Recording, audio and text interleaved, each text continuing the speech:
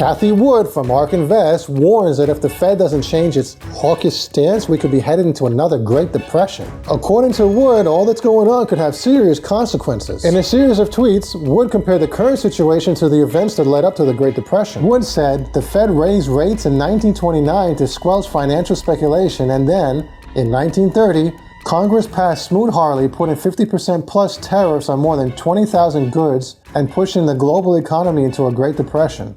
She went on to say, if the Fed does not pivot, the setup will be more like 1929. She argued that the U.S. Central Bank is ignoring deflationary signals. At the same time, she warned that the CHIPS Act, designed to support semiconductor manufacturing in the U.S., but restricted elsewhere, could harm trade perhaps more than we understand. The Great Depression lasted for a decade and had devastating effects on both rich and poor countries. And she's concerned that this time our situation could be worse. For some comparisons about the Great Depression, the stock market crash of 1929 triggered the Great Depression. The Dow Jones Industrial Average fell 25% in just 4 days, wiping out millions of investors' savings. The banking system collapsed with over 9,000 jobs failing, wiping out people's savings and leaving them penniless. Unemployment rose to 25%, leaving 1 in 4 people out of work. Many people lost their homes, and homelessness became widespread. GDP fell by almost 30%. The Great Depression lasted for 10 years until the U.S. entered the Second World War, and the government began investing heavily into the economy. And Goldman Sachs expects 3 more rate hikes this year, so things could get real. But of course, not all assets are created equal. Some might be able to perform well even if the Fed doesn't soften its hawkish stance this year. Banks, for example. Most businesses fear higher interest rates, but for certain financials, like banks, they make even more money with higher interest rates. Banks make money by charging higher interest rates when they lend money than they pay when they borrow money. This means they keep the extra money they make. When interest rates go up, they make even more money. Banking giants are also well capitalized right now, and they've been returning money to shareholders. In July 2022, Bank of America boosted its quarterly dividend by 5% to 22 cents per share. Morgan Stanley also announced an 11% increase to its quarterly payout to 77 cents per share, and that's after it doubled its quarterly dividend to 70 cents per share in the previous year. Banks are considered some of the most stable assets in times of economic turmoil, and here are some reasons why. Banks have diversified portfolios that include multiple types of loans and investments, which can help balance out risk. Banks have regulatory oversight and government support, which can help to stabilize them during difficult financial times.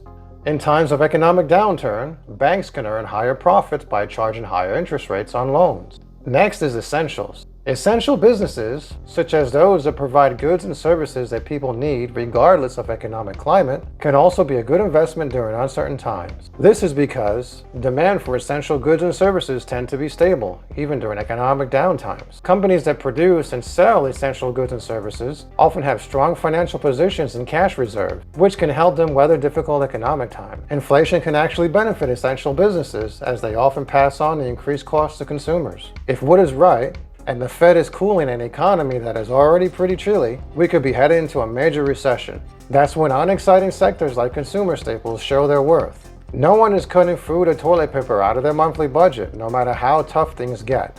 Even if the Fed fails to control inflation, household names that make essential products can easily pass on increased costs to consumers. Whatever happens, families will probably keep eating Life cereal from PepsiCo and cleaning their clothes with Downy from Procter & Gamble. And third, residential commercial real estate. Normally, you would think that rising interest rates and ballooning mortgage payments would spell trouble for the real estate market, but history suggests otherwise. Between 1978 and 2021, there were 10 distinct years where the federal funds rate increased. Within these 10 identified years, U.S. private real estate outperformed equities and bonds 7 times. Remember, real estate is a common inflation hedge. When raw material and labor get more expensive, homes and office materials become more costly to build. That makes existing properties more desirable and more expensive too. Real estate tends to be a long-term investment, which means that the short-term market fluctuations may not have much of an impact. Real estate can provide a steady stream of rental income, which can be especially valuable during economic downturns when people are more likely to rent than buy.